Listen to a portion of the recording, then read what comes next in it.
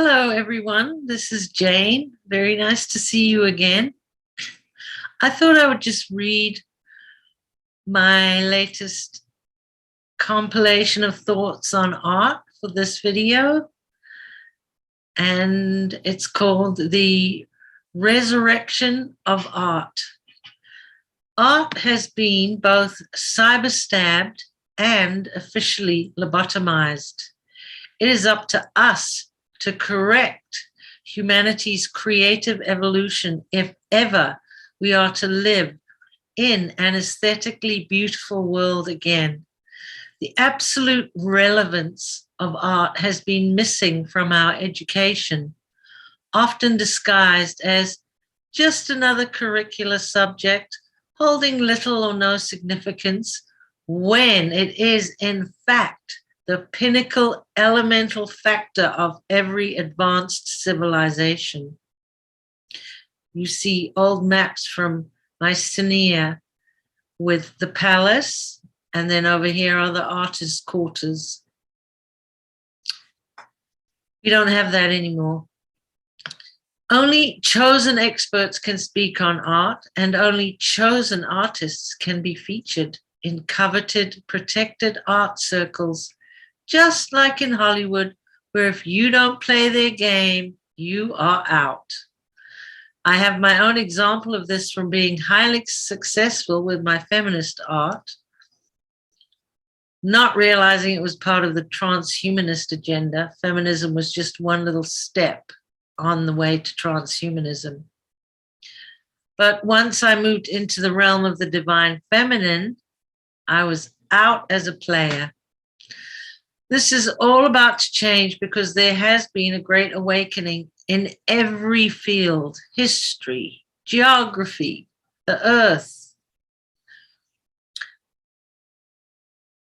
But the field of art is the greatest one to dissect because art is related directly to creativity, which is connected to soul and the cosmos. Through art, we access our higher selves and therefore connect to Creator, which in turn affects our evolution as a species. This is the last thing our controllers want, for it is they who seek to design our evolution. True artists know how to tap into their sovereignty as creators and cannot be manipulated to produce works that further the agenda of the controllers. Furthermore, these self-appointed world leaders are seeking in real time to deactivate our souls through nanotechnology by infiltrating our blood with synthetic materials such as graphene oxide, spike proteins, and synthetic biocompatible polymer gels. These substances are patented, which allows the controllers to then actually own the body of whoever accepts these foreign and damaging synthetics into their bodies. From here, they're able to remote control humans and human thought, and individual creative thought becomes suspended because it is infiltrated by exterior sources that are not divine.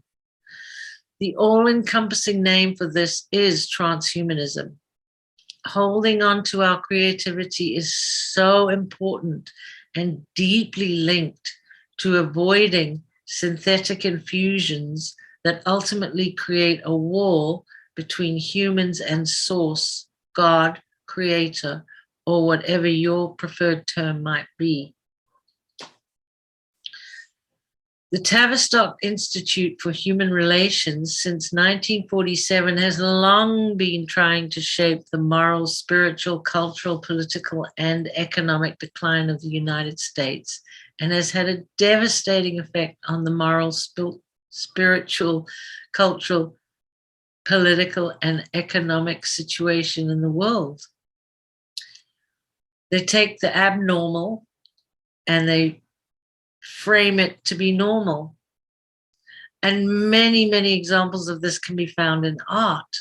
And one example, or two actually, that I know of offhand, off the top of my head, is The Urinal by Deschamps in 1919. I think he came out with that. And then no, that was 1917. And then in 2019, there was an artist, Maurizio Catalan, and he came out with a banana tacked to a wall and then duct taped. And that costs $120,000 and is considered fine art. So there's a good example of normalizing the abnormal.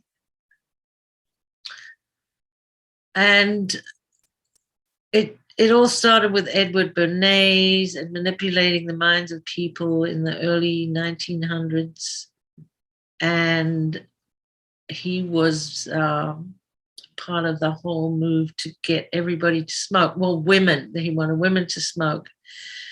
And he was able to do an ad campaign that doubled the cigarette company's income in just like overnight. So these institutions, there's over 2,000 think tanks in America alone, let alone the United Kingdom, and they're constantly working to shape our thinking. So art today appeals to the lowest common denominator as far as I'm concerned, and it highlights obtuse abstract art, sexual and demonic depravement, and has the gall to call urinals and bananas great art icons of our time. So it's up to us to correct all this. And I believe really amazing times are coming. And I believe that we need to be prepared and ready for them. And we're going to throw out all this academia, and we're going to bring in a whole new way of being, a whole new way of authenticity in art. So if humanity wishes to return anywhere near to our glory days of artistic perfection and soulfulness, we had better start now. So to this end, I've created an art teaching book that includes inspiration methods and how to create from the soul. And its ultimate goal is to jumpstart our lost creativity that is slowly being buried in external digital methods of creating art that cannot breach the firewall to source by design. And in this book, let me get the book. In this book, there are only 10 steps to learning the basics of visual art, and you can either teach yourself art or use the book to teach art yourself. So as we move into the coming golden age, we will need our creativity intact. Once one has learned the artistic creativity and one's creative neurons are firing on all cylinders,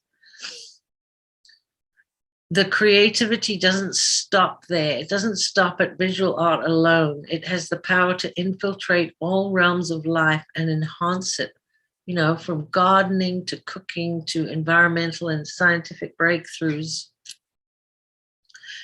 We are in a creative race against time. So help me get the word out by telling people about my book, Splat.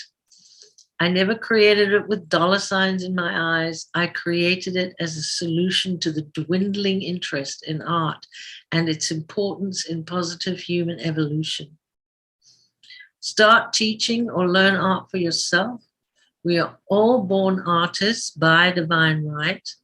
We just get our creativity sucked out of us by the pressure to survive in the world.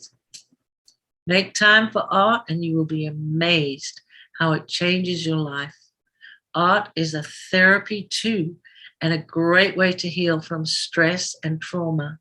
People engrossed in art lose time and connect to universal consciousness more easily. Art is coming home, baby. So get Splat It's on Amazon, sadly. I'm sorry. It's in other places too, but I do hope you get it and share it, because there's been some studies done by NASA that shows how our creativity is incrementally sucked out of children as they go through life, through this schooling. And we're all born creative geniuses. And this is a way to retain your creative genius. And I'm sure it can be done through music, writing, theater, and many other art forms. But I chose visual art because it's what I know. So thank you so much for listening. And I'll see you soon. Bye.